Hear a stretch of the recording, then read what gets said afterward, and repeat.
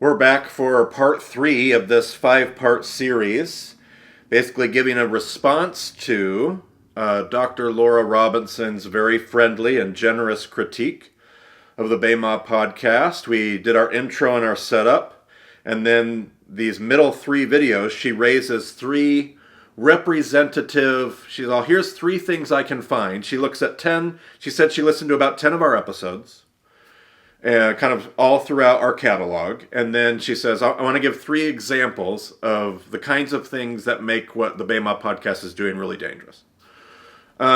She doesn't use the word dangerous. I don't know how to appropriately represent that, but her critique. And so we're doing a video dealing with each one of these 3 points. So in our last video, we dealt with the first point, which is what she called the small world problem, which is the way we read history and find evidence in history is focused on our own bias and our own agenda, what she calls a small world. Because it matters to me, it must have mattered to the whole world. And majority scholarship ends up kind of looking at that critically. That was kind of a popular approach for 19th, 20th century scholarship. And then they started thinking critically about that and making adjustments. I think that those adjustments overcorrected. But her position is well stated in her blog post. She raises 6 points that make her case for why she would not land where we land on Domitian in the context of, say, things like the first century church and Revelation or those kind of things. And it's well stated. And you can read through that argument and see exactly why her and people in what I would call the majority camp land where they land.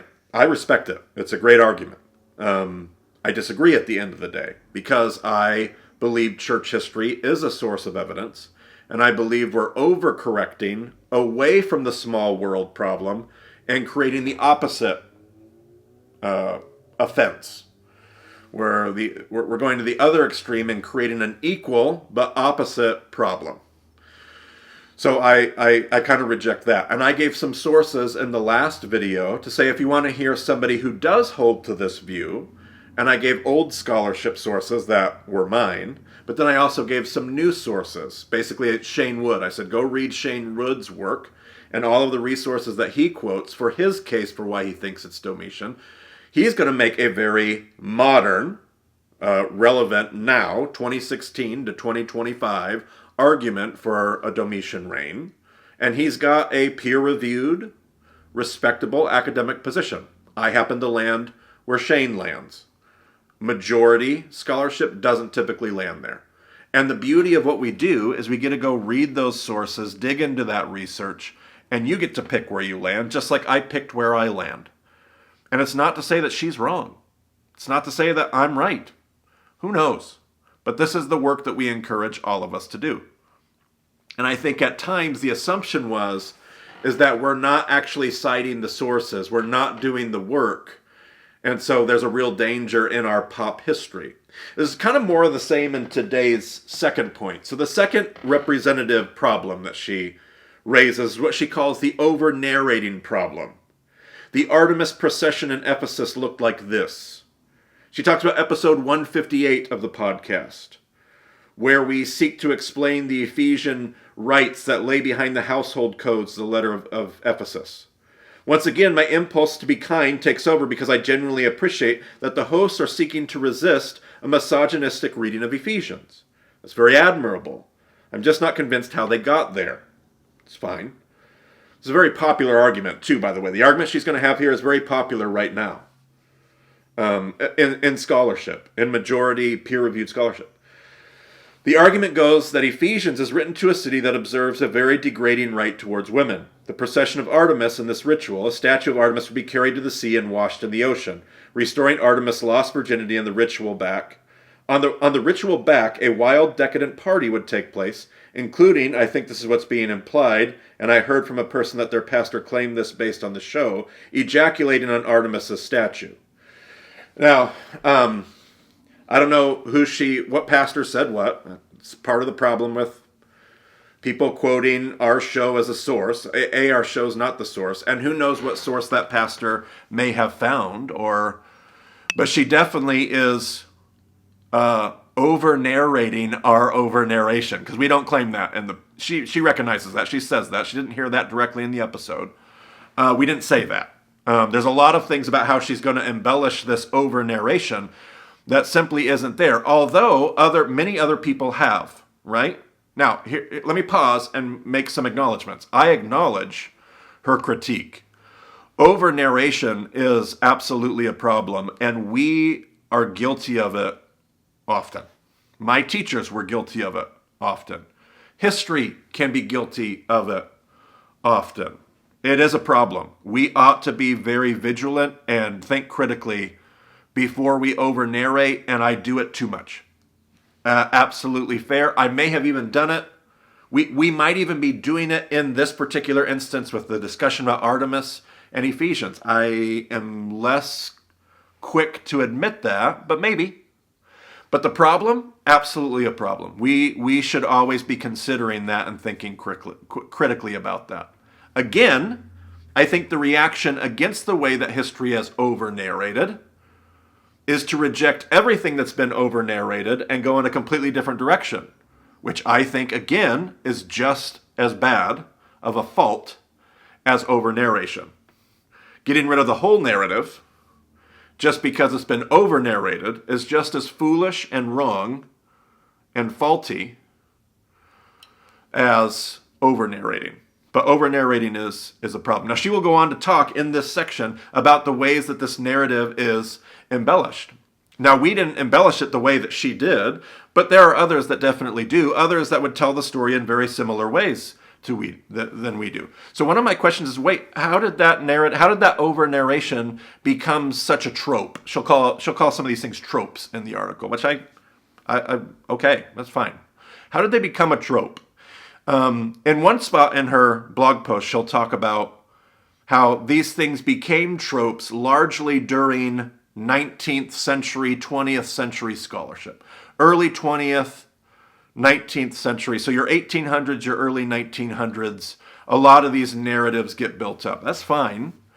Did they get built up out of a vacuum? I'm fine with critiquing over-narration. I'm fine with thinking critically about source material in history. I'm fine looking back on 19th century scholarship saying, man, if they would have known more, they probably wouldn't have done that. We need to always be adjusting, evolving, learning, developing. But a wholesale rejection? Simply by saying it's just been over-narrated, a bunch of 19th century scholars just made up a trope. In this section, she'll talk about the different pieces of evidence. There's a handful of pieces of evidence that come from church history, that come from inscriptions, that come from... Now, it's very plausible because it was normal in my understanding of scholarship in the 19th century. It was very typical. I showed Ethelbert Stauffer, World War II scholar. Not a scholar on World War II, a biblical scholar who was writing around the time of World War II.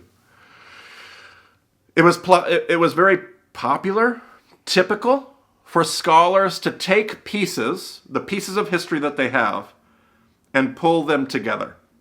And it's very possible, it might even be plausible, that that's how we got these tropes.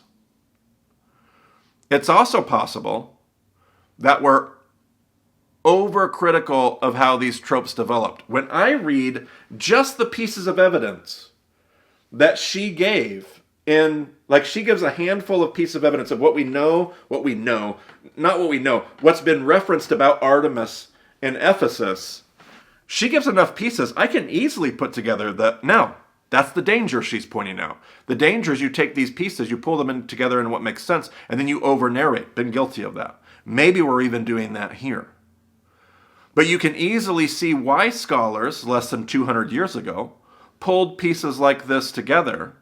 And again, at the end, she'll end up saying, let me see here. Let me just deal with some of the things that she might say. She talks about Strabo, recounts some elaborate banquets with feasting and celebration in the springtime of Ephesus. She talks about Xenophon, who talks about the Ephesian tale, talks about a procession. So there's all these multiple references to a procession an Artemis procession in Ephesus. Is it over narration to say that there's a procession? I wouldn't think so historically. To say that the procession went like this, went from the temple, down this street, down to that street, to the harbor, maybe.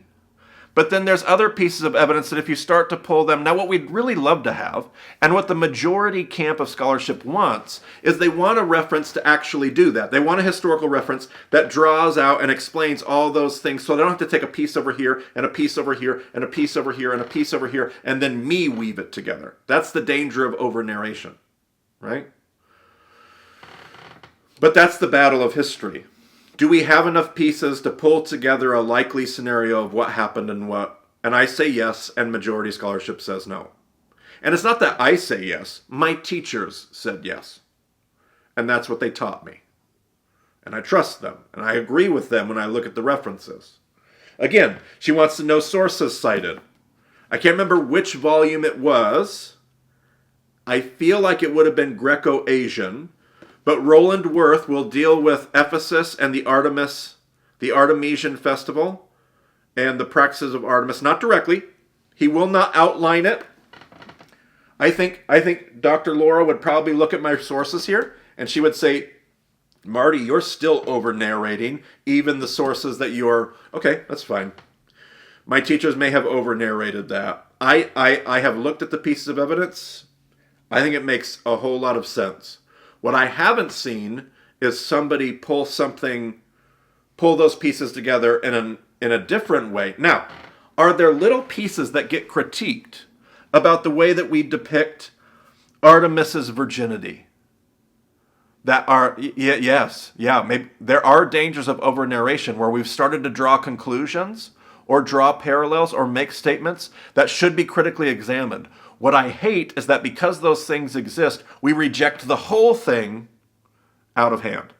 We can't do any of it because there's been some over-narration here and over-narration there, and that could be over-narration, and this is dangerous. So then none of these things are on the table anymore. I reject that concept. She talks about, she kind of makes a big deal about ejaculating on Artemis's clothing. Or that you have to get close to the statue. We never proposed that in our podcast. I don't think. And if I did, that's on me. Sometimes I misspeak. Sometimes sometimes I get stuff messed up. Sometimes I'm just wrong. And so if I did insinuate some of those things, I was wrong for sure. She's right about that. Other people maybe have, but we don't pose that we don't ever talk about having to. We don't talk about any of those things in our episode. Bits and pieces. She says at the end, if there's a source that someone can find that contradicts this, I'm happy to look at it. But this does not sound plausible to me. I think she's done a good job of pulling together most of the sources that we talked about Strabo, we talked about Xenophon, we talked about the inscription. One of the other conversations that takes place a lot in Turkish scholarship in the land of Ephesus today is the way that there are different versions of Artemis. There's Artemis Diana, and then there's Artemis of Ephesus. There's Artemis of Asia Minor, because that's connected to the mother goddess, the ancient Hittite, you wouldn't say Turkish, but in the land of Turkey, all these ancient peoples. This was the land of the mother goddess.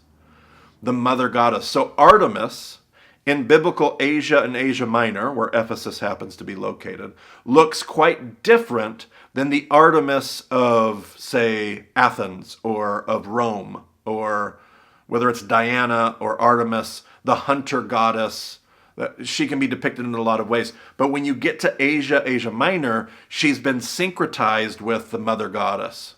And so there's a sexualization that happens, and that's debated. And it should be. It should be. What do we know? What do we don't know? All that kind of stuff.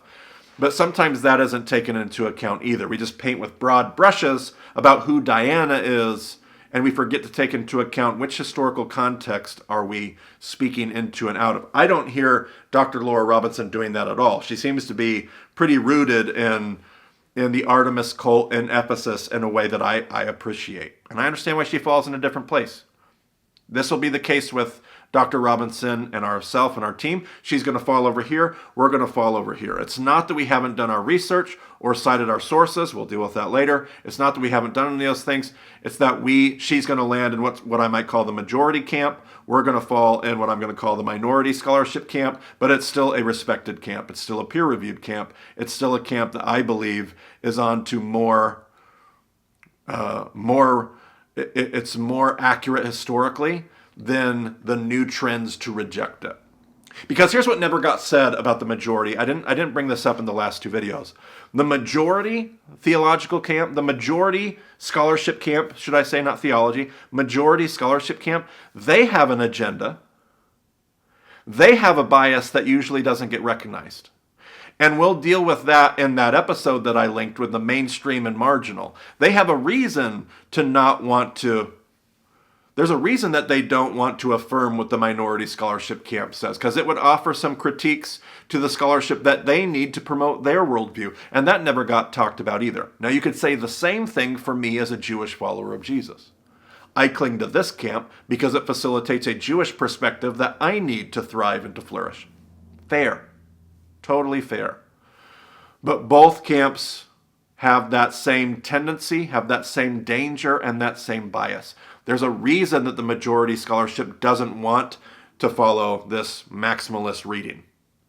And there's a reason why this camp wants to hold on to it. So we got to keep all those things in mind. And I think that's fair. The critique is fair. But let's not misrepresent or overdo the critique. I think our feet are firmly planted in what I would call respectable scholarship. I think we're making plausible, respectable, we're drawing conclusions. And again, I keep saying that. It's not me that's drawing the conclusions. I'm sharing what my teachers have shared with me. And I'm not throwing my teachers under the bus. I'm trying to own what I share. But I think my teachers are right. I've read their source material. I'm working my way through their bibliographies. And I think they're onto something. And I've looked at the arguments and I understand them. I appreciate them. I just don't agree at the end of the day. And that's what we're called to be challenged by. So I appreciate the critique. We'll look at the next critique, which will be just as much of a challenge, point number 3. We'll jump into that in the next video, and then we'll work towards the conclusion in the last video of the series and go from there. Thanks, guys.